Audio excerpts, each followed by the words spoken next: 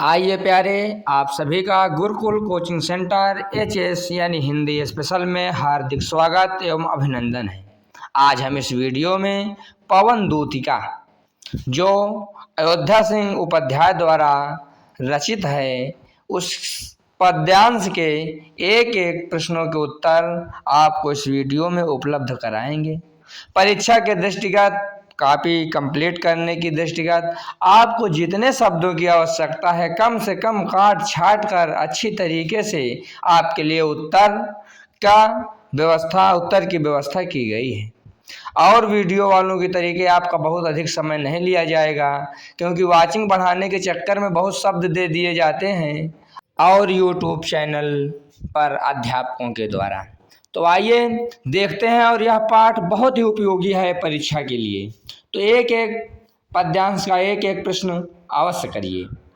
तो पहला है, दिए गए पद्यांशों पर आधारित प्रश्नों के उत्तर दीजिए। बैठी खिन्ना से लेकर क्रूरता तक इस प्रकार हम संकेत डाल लेंगे, प्रश्नोत्तर का लिख लेंगे। पहला प्रश्न है, उपयुक्त पद्यांश का संदर्भ लिखिए। तो संदर्भ लिख लेंगे हम, प्रस्तुत पद्यांश हमारी पठित पाठ्य पुस्तक हिंदी में संकलित पद्य खंड के पवन दूतिका नामक पाठ से लिया गया है, जिसके कवि अयोध्या सिंह उपाध्याय हरिऔध जी हैं। दूसरा प्रश्न है, राधा ने प्रातःकालीन वायु से दुखित होकर क्या कहा। तो राधा ने प्रातःकालीन वायु से दुखित होकर कहा कि हे पवन, तू मुझको सताती क्यों है। तीसरा प्रश्न, उपयुक्त पद्यांश में कौन सा रस प्रयुक्त है, स्पष्ट कीजिए। तो उपयुक्त पद्यांश में वियोग श्रृंगार रस प्रयुक्त है, क्योंकि राधा विरह में व्याकुल है। चौथा प्रश्न क्या है, इस पद्यांश में कौन सा छंद है। तो इस पद्यांश में मंदाक्रांता छंद है। पांचवा प्रश्न, रेखांकित अंश की व्याख्या। तो इस प्रकार हम रेखांकित अंश की व्याख्या डाल लेंगे, और अपना हम कॉपी और किताब और पेन लेकर बैठें, क्योंकि हम प्रश्न नहीं लिख के दे रहे हैं, आपको उत्तर बता रहे हैं। तो इस प्रकार हेडिंग डालेंगे, रेखांकित अंश की व्याख्या, और करेंगे इसकी व्याख्या कि कवि के अनुसार विरहिणी राधिका पवन से कहती है कि तुम हमको क्यों सताती हो, क्या तुमने भी समय की कठोरता को झेला है, अर्थात क्या तुम भी बुरे दौर से गुजरी हो। तो ये रेखांकित अंश की व्याख्या इस प्रकार हो जाएगी, जितने में रेखा खिंची रहती वही रेखांकित अंश होता है। प्यारी प्रातः पवन इतना क्यों मुझे है सताती, क्या तू भी है कलुषित हुई काल की क्रूरता से, इतने की हमको व्याख्या करनी थी, यही रेखांकित अंश है। अब हम अगला पद्यांश देखेंगे, खा। लज्जाशीला पथिक महिला जो कहीं दृष्टि आए, होने देना विकृत रसना तो न तू सुंदरी को। कितना सुंदर सेवा का भाव है राधा जी के द्वारा पवन दूतिका को समझाने के लिए। प्रश्नोत्तर खा डालेंगे और संकेत डालेंगे। परीक्षा में भी संकेत डालकर लिखेंगे, 2 नंबर हमारे कटेंगे नहीं, और कॉपी में संकेत डाल के ही लिखना है। पहला प्रश्न इसका है कि उपयुक्त पद्यांश के कवि एवं कविता का नाम लिखिए। तो उपयुक्त पद्यांश के कवि का नाम अयोध्या सिंह उपाध्याय एवं कविता का नाम पवन दूतिका है। दूसरा प्रश्न है, राधा पवन दूतिका से राह में पथिकों के साथ कैसा व्यवहार करने को कहती है। तो राधा पवन दूतिका से राह में पथिकों के साथ परोपकारी व्यवहार करने को कहती है, यानी उपकार करते चलो। तीसरा, रेखांकित अंश की व्याख्या है। तो हेडिंग डाल लेंगे और लिखेंगे, इस पद्यांश में राधा परोपकार की सीख देती हुई पवन दूतिका से कहती है कि यदि मथुरा जाते समय तुझको कोई राहगीर लाजवंती बहू दिखाई दे तो उस सुंदरी को वस्त्रहीन मत होने देना। चौथा प्रश्न है, वियोगिनी राधा लज्जाशीला महिला के लिए पवन से क्या कहती है। तो वियोगिनी राधा पवन से कहती है कि तू लज्जाशीला महिला को निर्वस्त्र ना होने देना। पांचवा प्रश्न है, उपयुक्त पद्यांश का प्रसंग लिखिए। प्रसंग क्या होता है, किसी के विषय में क्या कहा जा रहा है, मतलब किस पंक्ति का क्या भाव है। तो इस प्रकार हेडिंग डालेंगे, और इसका भाव यह है कि इस पद्यांश में परोपकार और सहयोग की भावना को दर्शाया गया है। अब पद्यांश का अगला, तो इस प्रकार जो प्यारे से लेकर वार में बोरती है तक का हम ऐसे संकेत डाल लेंगे, प्रश्नोत्तर गा डाल लेंगे। पहला प्रश्न है, उपयुक्त पद्यांश के शीर्षक एवं रचनाकार का नाम लिखिए। तो उपयुक्त पद्यांश का शीर्षक पवन दूतिका तथा रचनाकार का नाम अयोध्या सिंह। दूसरा प्रश्न है, राधा अपनी आंखों को आंसुओं में डुबाए क्यों रखती है? तो राधा अपनी आंखों को विरहवश आंसुओं में डुबोए रखती है, यानी श्री कृष्ण के वियोग में व्याकुल है। तीसरा प्रश्न है, उपयुक्त पद्यांश के आधार पर राधा श्री कृष्ण को पवन दूतिका से अपनी याद किस प्रकार दिलाने को कहती है? इस पद्यांश में राधा जी कहती हैं कि यदि कमल दल तुझे दिखाई दे तो उसको व्याकुल होकर जल में बार बार डुबोना और दर्शाना तथा याद दिलाना कि इसी तरह एक कमल नयनी आपके वियोग में अपने नेत्रों को डुबोती रहती है। इस प्रकार हम उत्तर लिखेंगे। हम पद्यांश और अपने पुस्तक को देखते रहेंगे तो हम इस वीडियो के माध्यम से बढ़िया समझेंगे, क्योंकि हमको लिखना फेयर में नहीं है, परीक्षा के लिए भी हमको तैयार होना है, और यदि परीक्षा की तैयारी यहाँ से कर रहे हैं तो बहुत अच्छा है। चौथा प्रश्न है, उपयुक्त पद्यांश किस छंद में है? तो उपयुक्त पद्यांश में मंदाक्रांता छंद है। पांचवा प्रश्न, रेखांकित अंश की व्याख्या कीजिए।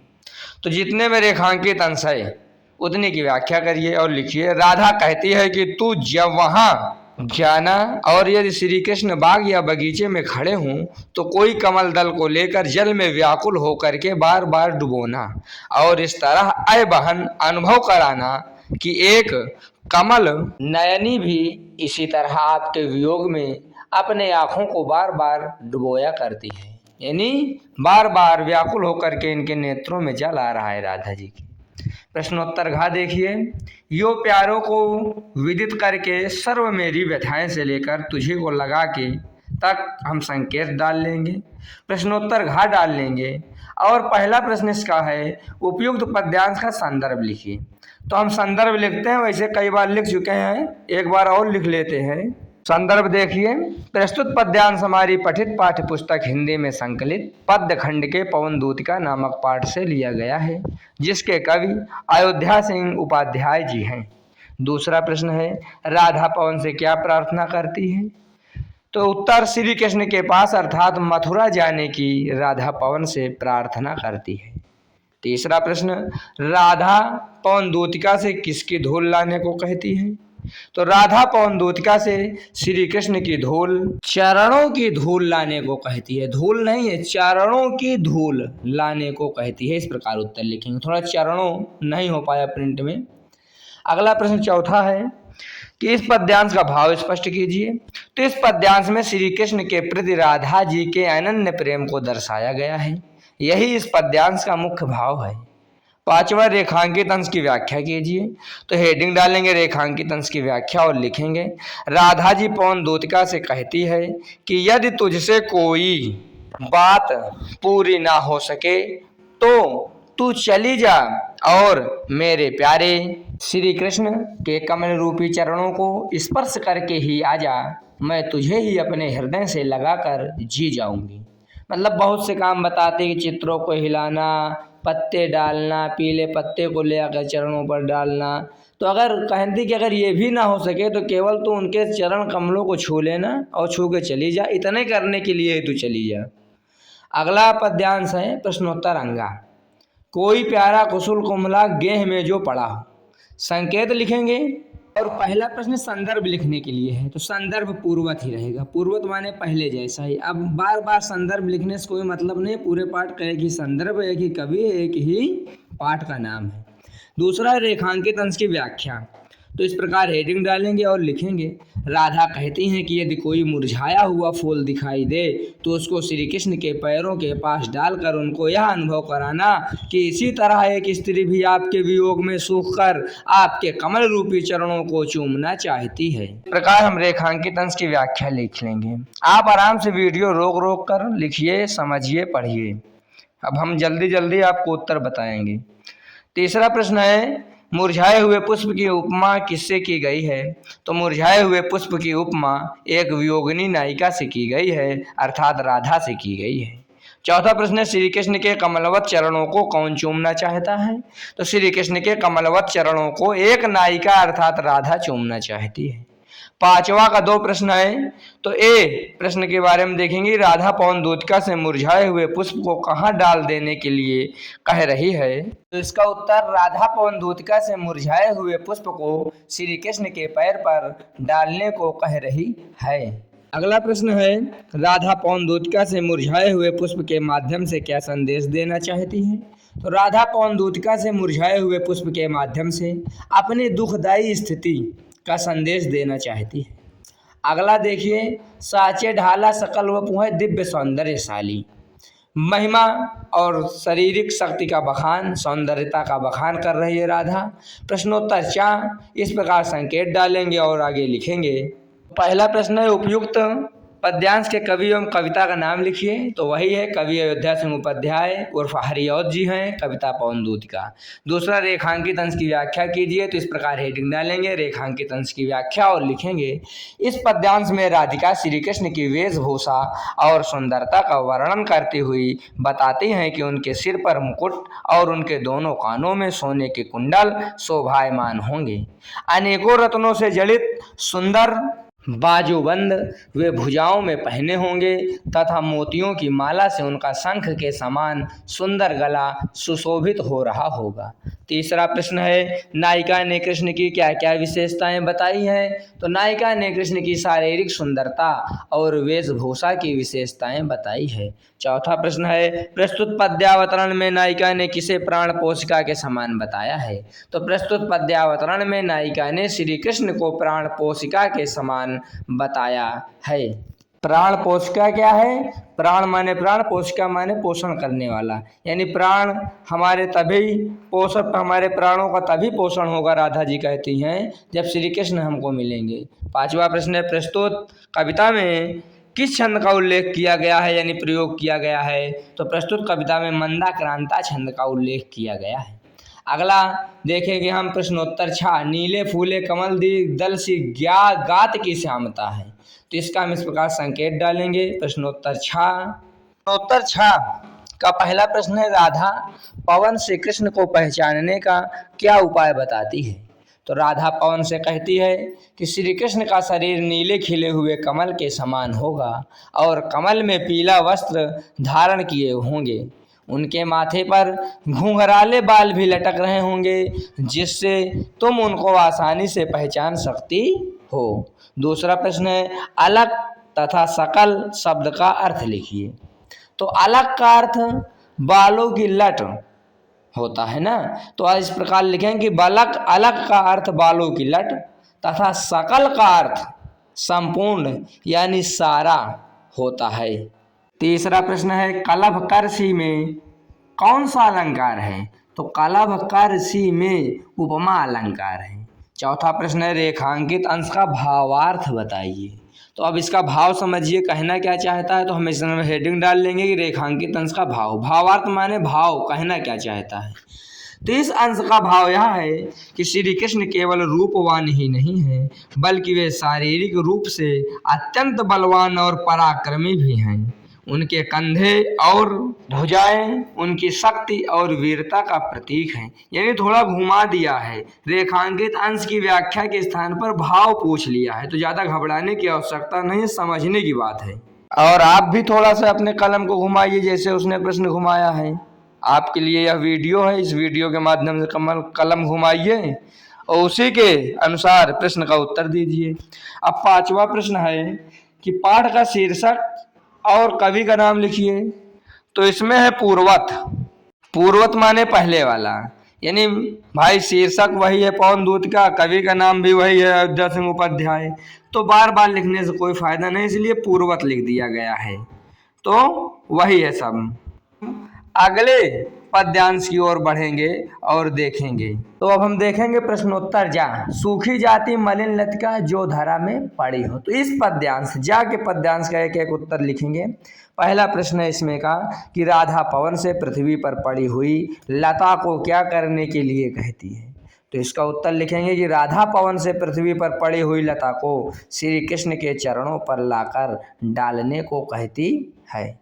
दूसरा प्रश्न है, सूखी लता से राधा कृष्ण को क्या संदेश देना चाहती है।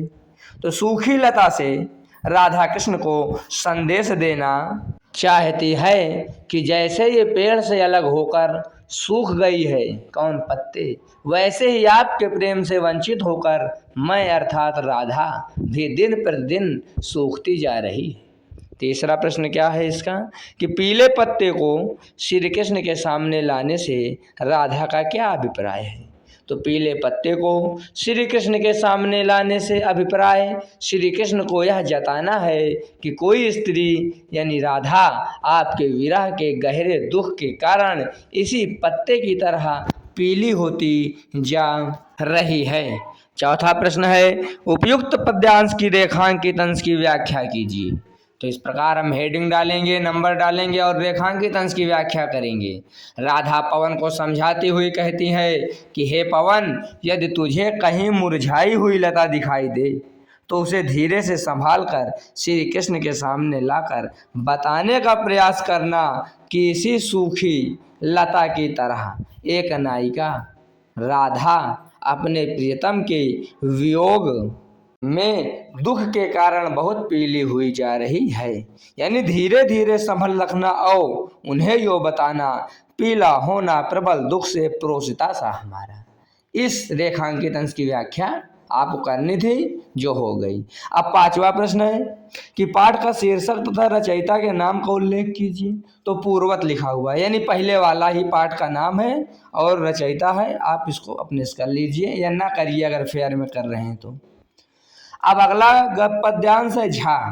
तो इस प्रकार इसकी हेडिंग डालेंगे और हेडिंग डालने के बाद हम पहले प्रश्न को देखेंगे। आपके पुस्तक में पहला प्रश्न है राधा किसके द्वारा कृष्ण को संदेश भिजवाती है। तो इसका उत्तर लिखेंगे राधा पवन के द्वारा कृष्ण को संदेश भिजवाती है। दूसरा प्रश्न है कृष्ण का सौंदर्य कैसा है, उल्लेख कीजिए।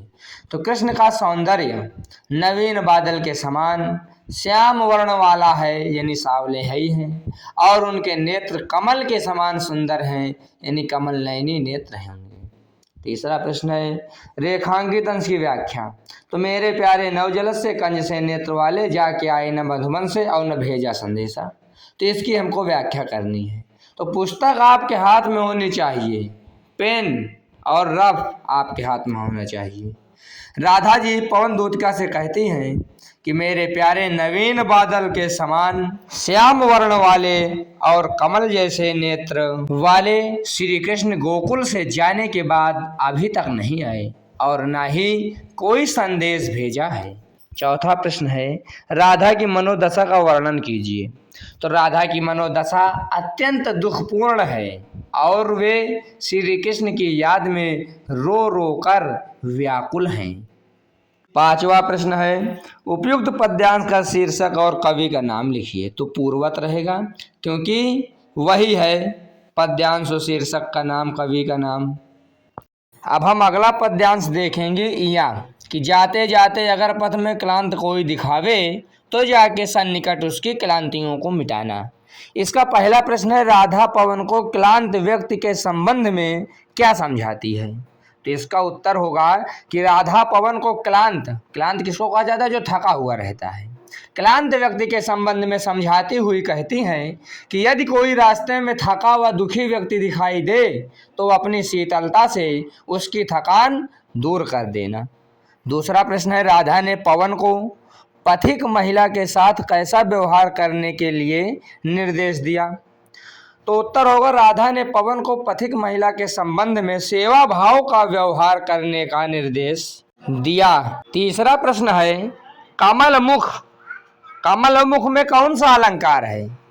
तो कमल मुख में रूपक अलंकार है। चौथा प्रश्न है रेखांकित अंश की व्याख्या कीजिए। तो जाते जाते अगर पथ में क्लांत कोई दिखावे तो जाके सन्निकट उसकी क्लांतियों को मिटाना, यही रेखांकित है, इसी की व्याख्या करनी है।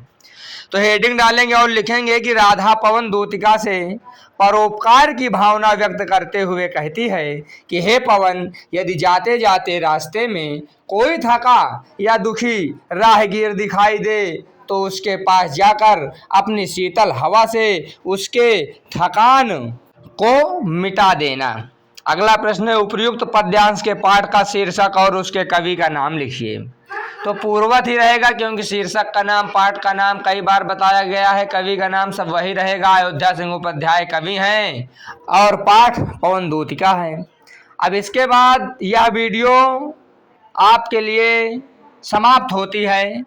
इसके बाद भाषा के रंग है, भाषा के रंग आप लोग देख लीजिए।